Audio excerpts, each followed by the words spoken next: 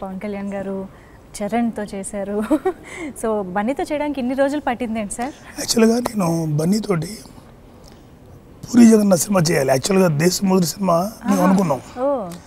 నాకు అప్పుడు ఏవో కొన్ని టెక్నికల్ ప్రాబ్లమ్స్ వచ్చినాయి. సరే ఆ టైంలో నేను చేయలేకపోయా. అది ఇప్పుడు వేరే ప్రొడక్షన్లో మన గీతాడ్స్ ఎవరది దేశముద్రు వేరే వాళ్ళు ఎవరు చేశారు, సో దట్ వైష్ణవ్ అకాడమీ కాదు, దేశముద్రు ఎవరు. సో దేశముద్రు వేరే నేను చేయలేకపోయాను. అప్పటి నుంచి బన్నీతో చేయాలని నాకు ఉండింది, కానీ కుదరలా. సరే అలా వెళ్ళిపోయిన తర్వాత నాకు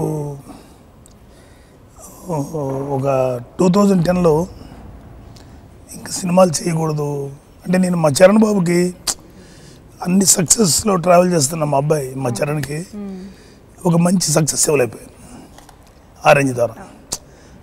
నాకు చిన్న డిసప్పాయింట్, అరే మంచి సినిమా అనుకుని చేయలేకపోయానంటే, సక్సెస్ ఇవ్వలేకపోయినా డిప్రెషన్ వచ్చింది. సో ఇంకా మనం కరెక్ట్ కాదు ఇండస్ట్రీకి, అనవసరంగా పిల్లలతోటి సినిమాలు చేసి వాళ్ళ కెరీర్తో మనం ఆడుకోకూడదు అని నేను వదిలేసాను. అది బాగా బాగుంది. అంటే చరణ్ బాబుకి ఒక మగధీరాల తర్వాత వచ్చిన సినిమా, దానంత సినిమా కాకపోయినా అట్లీస్ట్ ఒక మంచి సక్సెస్ సినిమా కాలేకపోయింది. అది నాకు ఏదో somewhere I took responsibility. So ఒక డిప్రెషన్ వచ్చేసి ఇంకొద్దులే ఈ సినిమాలు చేయటం మనకు కరెక్ట్ కాదు, ఎందుకు వాళ్ళ ఫ్యూచర్ తోటి వాళ్ళ దీంతో మనం ఎందుకని నేను ఆగిపోయాను. సరే ఆ టైంలో అరవింద్ గారు బన్నీతో వచ్చేది కన్నా బాబు ఇంకో సినిమా అన్నారు, నేను చేయిస్తాను నీతోటి ఒక 1 or 2 yearsలో. తర్వాత నేను ఇంకా అసలు సినిమా మేకింగ్ వైపు నుంచి దృష్టి మరలి చేసుకున్నాను. నేను ఇంకా యాక్టింగ్ లేకపోతే జబర్దస్త్, అడపదడప సినిమా యాక్టింగ్, లేకపోతే టీవీ షోస్ ఇవి చేస్తూ ఉన్నాను. చేస్తుంటే మరి తర్వాత నేను ఇప్పుడు అరవింద్ గారిని అడగల, మా ఆయనే నాకు చేద్దుగా నేను మాట ఇచ్చారు, కానీ నేను ఎప్పుడు ఆయన్ని మళ్ళీ ఏంటి సార్ ఇప్పుడు చేద్దాం, ఎందుకంటే ఆయన ఒక పెద్ద మనిషిలాగా మాట ఇచ్చారేమో కాప ఇచ్చారు, కానీ ఊరికే ఎప్పుడు చేస్తారని అడగటం నాకు ఎందుకు, నాకు మొహమాటం. సరే నేను క్వైట్ అయిపోయాను. ఒకరోజు అదే ఒక 3 years బ్యాక్ బన్నీ బాబాయ్ మనం చేయాలి, ఒక సినిమా ఒకటి చేద్దాం, అలాగే నన్ను చేద్దాం ఓకే అన్న. ఎందుకంటే అయినా నేను గమ్ముగా అయిపోయాను, నేను మళ్ళీ పర్సూ అన్నాను, నేనే పర్సూ చేయను.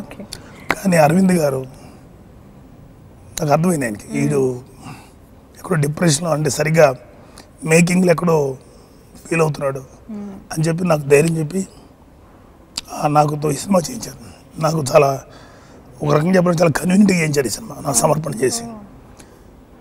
నాకు నిన్న కూడా మీటింగ్లో చెప్పాను మన ఫంక్షన్లో, ఇప్పుడు ఒక సినిమా మనం చేయటం పాసిబిలిటీస్ చాలా ఉంటాయి, కానీ నాకు లోపల ఒక నమ్మకం పోయింది, యాజ్ ఎ ఫిల్మ్ మేకర్గా మనం చేయలేము ఇంక సినిమాలు అని. ఇంకా సో ఒక ఈ ఆరెంజ్తో ఇంకా లాస్ట్ ఇంకా సినిమా మనం ఫర్దర్గా చేయలేమేమో, వద్దులే అనుకుని మానేసాం. అలాంటిది నువ్వు చేయాలని చెప్పి నాతోటి ఒక సినిమా చేయించినందుకు నిజంగా ఆయన ఒక నమ్మకాన్ని క్రియేట్ చేశారు. అదర్ దెన్ ఆయన నాకు ఇచ్చిన సినిమా మేకింగ్లో నాకు ఇచ్చిన గౌరవం ఎన్నిటితో పాటు మళ్ళీ ఫ్యూచర్లో సినిమాలు చేయొచ్చు నేను కూడా అనేది, అది అంటే ఆయన ఊరికే కబుర్లు చెప్పి గంటలు ఉపన్యాసాలు ఇచ్చే మనిషి కాదు, జస్ట్ ఏదైనా ఉంటే చేతలు చేసి చూపిస్తాడు. వీడియో నచ్చిందా? అయితే ఓ లైక్ వేసుకోండి, లేదంటే ఓ కామెంట్ చేయండి. ఎప్పటికప్పుడు మా వీడియోస్ చూడాలంటే సబ్స్క్రైబ్ చేసుకోండి.